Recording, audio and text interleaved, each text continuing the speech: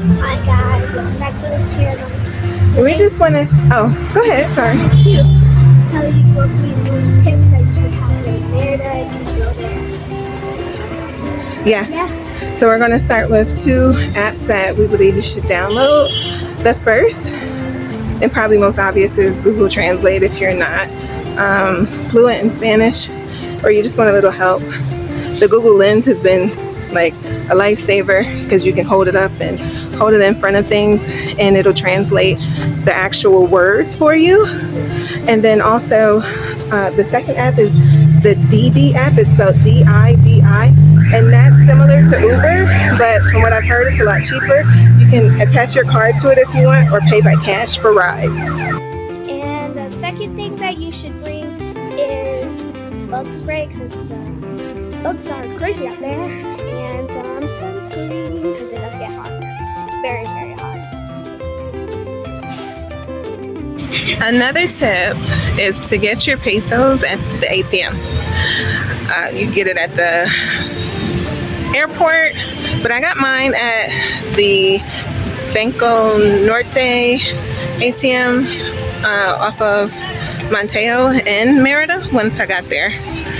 And you could do that really at any other ATM. Another tip that I have is to sign up for Smart Traveler, or STEP, through the U.S. government Smart Traveler enrollment program. So that way you're aware of any kind of evacuations, any kind of emergencies. They'll send you updates. The next tip, if you have a Metro PCS phone, you can add on unlimited talk and text to Mexico for $5. So that's been essential for me. I actually had to pay an additional $5 when we moved to a new location, just because I had used up so much data. I think you only get 5 gigabytes, but it's been a lot easier for me, I think, versus me trying to figure out, well, where do I find another SIM card to use while in Mexico? So just, in case you do use Metro. Otherwise, I think T-Mobile automatically adds it into your plan, which is kind of odd to me because T-Mobile owns Metro PCS. So confusing. But anyway, you have different options. I would also say travel with a waist pack. I'll show you mine. This I like to use because I can put it close to my body. I need another one though because I've used it so much that now I've torn a hole in the front pocket. But this has been really good because I can put my passports inside here. So it's a place to have it close to me just in case you feel like you need to. And then I would also recommend having a copy of those in a different location so that way you don't have to worry about whether or not have a backup. It'll already be there for you, possibly in your hotel. And I would also recommend giving a copy to one of your close family members at home. Just email it to them. All right, another bag that I like to bring with me to carry just in case you're out and about is a small little backpack. I got this from Walmart. I believe it was only $5. And I'll put our water bottles in there. Speaking of water bottles, I like to bring a still water bottle. So that way I know that the water is always cold and fresh. I can just refill it as we're walking around.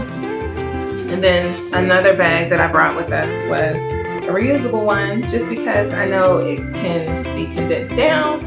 And also, you just never know what the situation is if you want to bring something extra home, or if you're out shopping and you don't have a bag or they don't provide one, now you have one. Let's see. The next tip was to bring a backup battery charger. So I brought one. I bought mine at Five and Below. That explains it all. It did not last. So buy one on Amazon. Buy one that has enough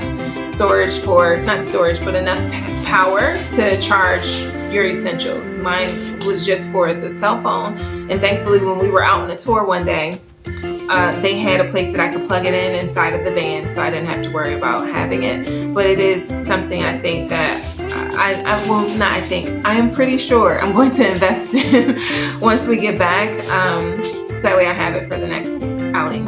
Speaking of, when you're on those rides, you want to make sure that you bring, if they don't provide it, some Dramamine possibly, Sometimes you can feel a little woozy if the roads are very bumpy and you're on a long ride. I wouldn't say that necessarily throughout the city, it wasn't bad, but when we went on that tour from Merida to Chichen Itza, I felt queasy and almost like I had a headache as well, so I brought pain medicine, thankfully. And another thing too, I would say bring some allergy meds just in case you try something new and you have an allergic reaction. Something like that happened to my daughter, and thankfully I had the medicine where as soon as we got back to the Airbnb, popped it in her mouth, and the bumps that were around her neck and her mouth were gone. So yeah, about this water, I said that you carry the water bottle around. Well, excuse me, the places that we've been, thankfully they've provided water for like brushing your teeth and that kind of thing, but I've had to wash my hair quite a few times, and hers as well. And shampoo, I would recommend having keratin or doing a keratin treatment or some kind of oil treatment because of the hard water, so that way your hair is nice and moisturized. Also bring your moisturizer.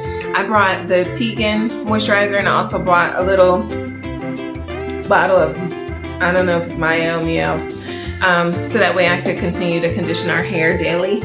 Another point about the water as well, you want to use a disinfectant to wash your fruits and vegetables. I found that at the store, and for a while I was a little leery because I was like, oh, I gotta figure out how to do this. So just buy it and then use that in your water, and I'll show you what it looks like. And this is it. They sell it at Walmart. They sell it at other grocery stores as well. And then it has all of the information that you need that I was so hesitant on doing. So for a while I was just like, I guess we just won't buy any of that when we get to the Airbnb. We'll just eat out of a box. No. I love fruits and vegetables. So that was definitely one of my best purchases while here. If there's anything else that you want to know, comment. Until next time, grab a carry-on. We'll see you soon.